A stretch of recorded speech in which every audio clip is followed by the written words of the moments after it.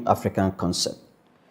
Once again, we are so glad to come your way. We want you to share the link, invite a friend to invite a friend. And this is what we want to recommend you. Please don't be listening to it alone. Try. Once you are on, share, invite a friend. Let them come. Let's share values and ideas together to move forward in this life. With me in the studio, as always, is Reverend Dr. Joshua Ponsafo. Doc, you're welcome. Thank you very much. I hope everything is well. Very, very well. We thank God. We've said that in the next 3 months, we're going to discuss the philosophy of nation building. And today happens to be the first episode of that series we're going to have. And this month, we want to look at the foundation, the bedrock of a nation. We want to look at it the next 4 weeks, discussing the overarching theme is the philosophy of nation building. But this month, we are looking at foundations, the bedrock of a nation. Because without foundation, no nation can exist. So today, we're going to look at beyond borders. What is a nation in the 21st century? When we talk of a nation, what is that definition in the 21st century? Look, I want us, within this topic, try to deconstruct the concept of a nation state. And the question is it a shared story, a social contract, an administrative unit, or a cultural project?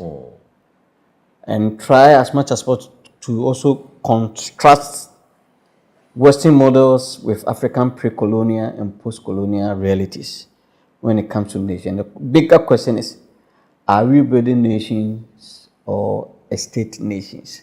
So I want us to look at from this perspective, beyond the borders, what is a nation in the 21st century, looking at all the factors I have mentioned. So, So once again, we are very grateful for the opportunity, and then welcome once again to the Kingdom Economic Forum. So we with the subject, I believe that is very, very important, and we are praying that God will grant us grace to be able to expound it well. So we'll set off with basic definitions, and then we contrast them. Then we look at the other blocks. So maybe we can break it in maybe 2 or 3 major blocks. So we have 2 things here: the nation and then state. And we'll be using Ghana as a case study because of our context. So I think even nation we've explored it somewhere last year. We did. So on the subject of nation, it is basically a group of people that are bound together on a particular element. We could be a common culture. It could be a common language. It could be a common history, or something that binds them together on that ground.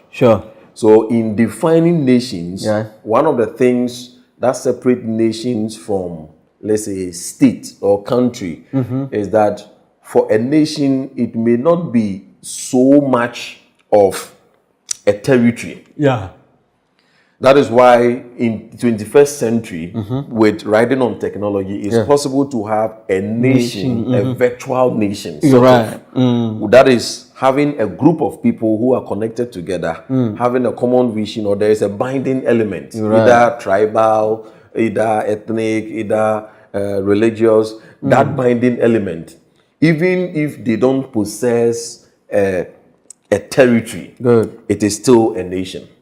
Then when we come to a state, the state then has the characteristic of a government, and then also that of the territory.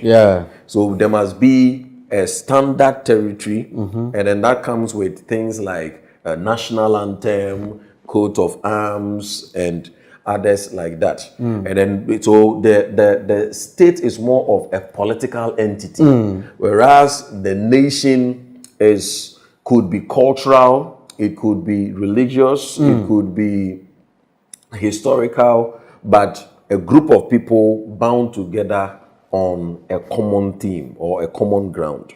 Whilst this one, that of the state, also is a political entity with a legal framework and then with a national kind of set of identities, and then also that of what we call a territory. So we've been able to explain the difference between a nation and a state. Dog is telling us that a nation is a group of people with a shared identity, culture, language, history, ethnicity, and religion, which means that a nation is a sense of belonging. Sense of belonging. Psychologically, Yes. it's a sense of belonging, cultural bounds. And then state, per your definition, is a political legal entity with sovereignty over a defined territory and population with a government and institution. So political legal authority over territory, government, sovereignty, and recognition is based on territory, government, sovereignty, and recognition. So for example, a state is like Ghana is a state. Ghana is a state. Nigeria, France, and the like. But a nation, it has a defined territory, that's a government. Yeah. Yes. But a nation could be Yoruba,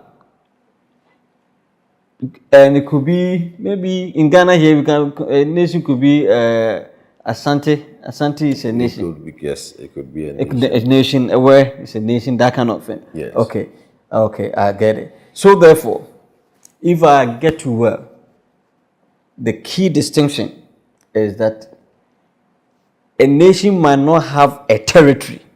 Yes. But a state must have a territory. A defined territory. So nation doesn't have a territory. So the nation, is not, yes, it's more of may and then not that. Okay. So it is possible, so I think it connects to one of the other questions. I think is it the last one. Are we building a nation or a state? Or a state. A state nation. Okay, so let's come back on that. Okay. Yeah, so now we take Ghana as a case study. Okay. If it is possible to have a nation, if you have, for instance, let's take the Asante Kingdom. If the Asante Kingdom decided to detach themselves from Ghana and then form its own state or something of that sort. Yeah. Now what will happen is that there is both a nation and a state. I get it. Perfect. So it is possible to have particular nation, state or country that is made up of one kind of tribe. That came together to form that particular thing. So in that case, you have a state and at the same time a nation. Now, in the case of Ghana, Ghana is a state. It's a state. Because we have a defined territory. We have our borders and all that. We have government. And then, as we said, it is a political, legal. So we have our legal backbone, which we normally call the constitution. And then we also have population, permanent population. The population, and then the institutions that also run it. And then the government as well. And it's also sovereignty.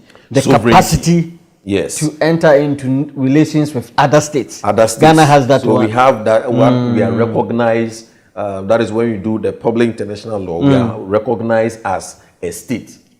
Now beyond this, because Ghana is not one tribe.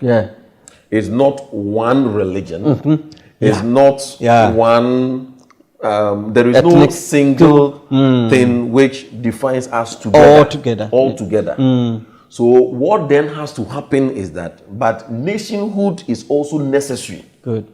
So if you ask me that question, I'll say that currently we have a state, but we don't have not a nation. Yeah, identity. But what ought to be is that it must be a nation state or a state nation. Yeah, yeah. So we must build both. Yeah. Why is the nation needed? The nation, that is where it is from nation that we have national identity. Yeah. So as a nation, or as Ghana, as a state, what we ought to do is, because we have different tribes, different religions, different professional bodies, different this and our first and foremost thing is we must piece ourselves together and agree on a template where we are going. That this is our set of binding elements to make you, which gives us the so now it places us although we were a one tribe. Yeah, I get a point. So in this case, though we have different tribes, we then agree that okay, as Ghana, this is our identity, which falls back to the values we've been talking about over and over and over again. Yeah. Do we have them? Yes, we have them. They are locked up in our national identities, which I think we've also explored that. The national anthems, the coat of arms, the national pledge, and our patriotic songs. The only thing is that we have not translated them into functional machineries. Right. So we need, Ghana must be operated or must be seen from that light. Because without nationhood, there is no sense of identity. Yeah. There is no sense of belonging. There is patriotism is a function of nationhood. Yeah. Statehood does not automatically guarantee patriotism. Okay. It is, as for statehood, it is the operations. But if you want people to love their nation, if you want people to, in quote, die for their state or their nation, then nationhood must be implicated in the matter. Wow. Wow. So from this, we are saying that state must have defined territory, must have permanent population, must have government, and the capacity, sovereignty capacity. Yes. But nation needs none of these. It needs shared identity. Shared identity. Nationhood is about shared identity. So the next question that you were raising, the overlap, the nation state. A nation state exists when a single nation largely coincides with a single state. We said it's in a purer sense, it's difficult to get to that. But there are some, this example, when you go to Japan, Iceland, and Portugal, they have that nation state. In reality, most states today are multinational and multi-ethnic. Yes. But when you go to Japan, so that Japan technically they speak one language. Yes. And that is why it's easy for them to integrate as a nation. Yes. So we have it in two ways. Okay. One is when it operates in the purest sense. Yeah. And the other is when it operates in the generic sense. Sure. In the purest sense, so the Japan is a typical example in the purest sense, where it is largely, let's say, one tribe. Yeah. So there is a common language that binds them. Yeah. So it is easier to have that. There's that shared identity through that language. Yeah, right. Now, we don't necessarily. So when you come to Ghana, we don't have it that way. Yeah, we don't. We are more. It is more of multinational. Yeah. However, it is still possible to operate in a generic sense where we agree that, okay, there are differentials, but we see our differences to augment each other. So that when you come to Ghana, we can operate as though we are all one. Because once you make mention of nation, we are talking of shared values. It is not only language. No. It could be history. It could be culture. What is culture? The way of life of a group of people. Sure. So we can decide, and that is why Ghana, what should have been, I think we've been raising this over and over again, that during the independence, one of the foremost things that should have been the focus of the leadership was building what we call national integration Sure. and then national orientation. Sure. So as a nation, we need a set of values. Like you go to a company or an industry, you go to the reception, mostly you find it over there on the wall. Mission statement, and then core values. So as a nation, we need to extract our values from our songs and those things, and then maybe have them, maybe 5 or 10.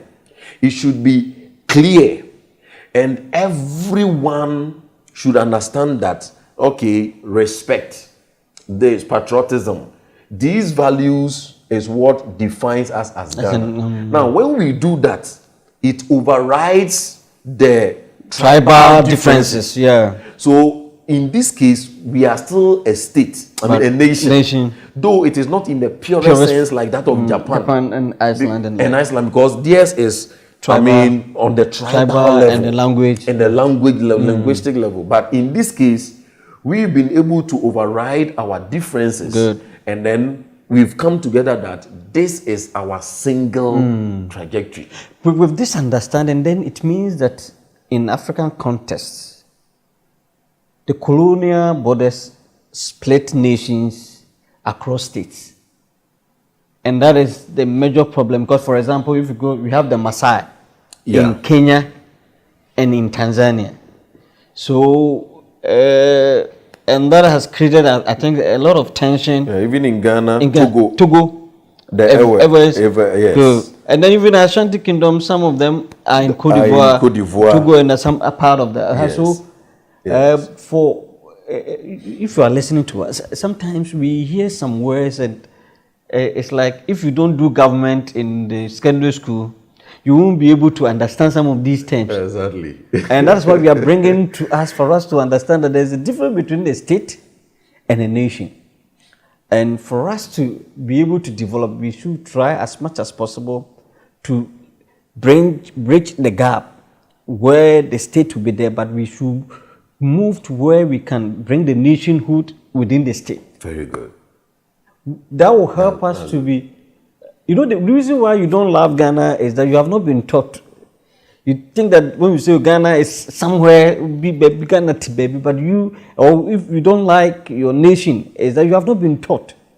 So we are using this channel to let you know that we first of all have to understand that Ghana is a state having a lot of nations within the state.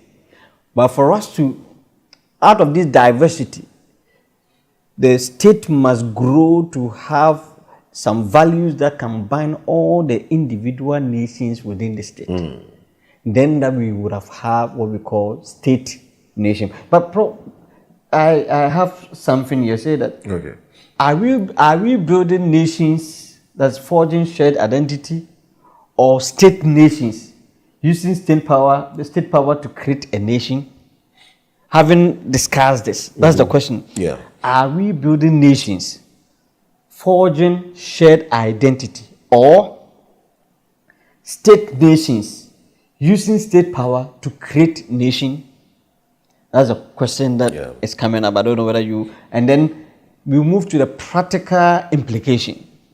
It's important what we have discussed. What is in this sense, in the practical implication, I want us to look at, if you strengthen the state, what can be done to strengthen it? If you strengthen the nation, those are the things I want us to look at so that we can conclude on today's discussion. So the question is, the lead question: are we building nations, forging shared identity, or state nations using state power to create a nation? Which is which? Yes. So I will say both. Both. Okay.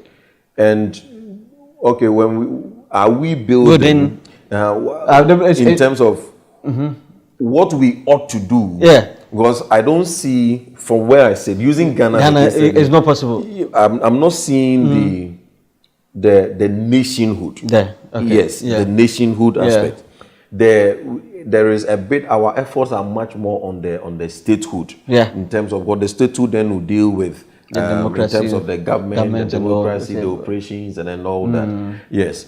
And but what will help, as I said, there is the in the purest sense and in the generic sense. Sure. Now, in the generic sense, it is possible to have or maintain our differences, and then yes, still commit to having. That is why we call it national anthem and not state anthem. No state anthem. Okay. The idea is that even within the state, the binding element, because this song is to be sung not by Ashantis alone. No, everybody. This anthem, and that, I'm talking of the anthem. It is to be sung by every so let's say sub-state or sub-nation, or the various nations. So the national anthem is a binding element or a shared element across board. Good. And that is what nationalism is about. So what we need as a people is that for the state, once you make mention of Ghana, it means that it is a state. We have defined territories, we have this.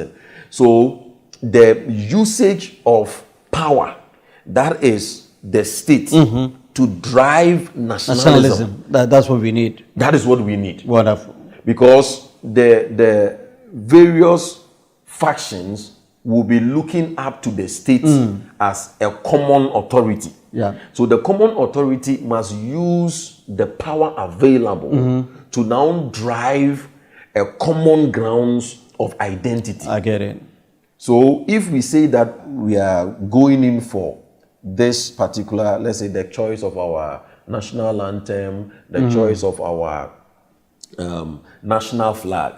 Now you see that it was the state that determined the national flag, and the national anthem, and then the coat of arms. Sure. That is the usage of state power to create drive or to create nation. I get it. So what it means is that now our focus is to use the state power to create nations. And if we have, if you strengthen the state, it means that you have better administration, rule of law, and security. But when you strengthen the nation, you have stronger social cohesion, shared purpose, and cultural pride. So from what you are saying, from the philosophical angle, state is a political project. Yes. Nation is a cultural or emerging community. Yeah. Nation building often means using state tools like schools, military, media to create a sense of nation. Powerful. That's all. It summarizes everything. It summarizes all that we have said. Summarizes everything. So we are saying that Ghana is a state nation. But at the moment, we are more of a state than a nation. So we need to graduate from being a state. We should use the state power to create the sense of national nationhood. Yeah. Yes. And if you go to our last year's episode, we've tried to why nation exists. We've given you several nationhood tools. Yeah. The national anthem, the pledge, the coat of arms, that we have to use the state's power to inculcate into the individual nations within this state of Ghana. Then we can say Ghana is a state nation. And trust me, until we reach that one, our development, it will take a bit of time for us to achieve the desired development we want to achieve. But we believe, we see a new tomorrow. And that is why we have come your way today, trying to let you know the difference. That's the foundation. If you understand this foundation, as far as our anchor subject, the philosophy of nation building is concerned, this is the foundation this is the bedrock of nation. If you want to build a nation using the state's power, we need to understand the difference between the state and nation. I think you have understood it. I speaking, I'm even excited, learning so much from what has been shared today. But before we move, we conclude, maybe there's a summary here that I want to project. I'm going to list about some aspects and what we expect the nation and the state to do. One is the basis. Under nation, the foundation is that the nation, we should have an identity, culture, and with that we should have a solidarity.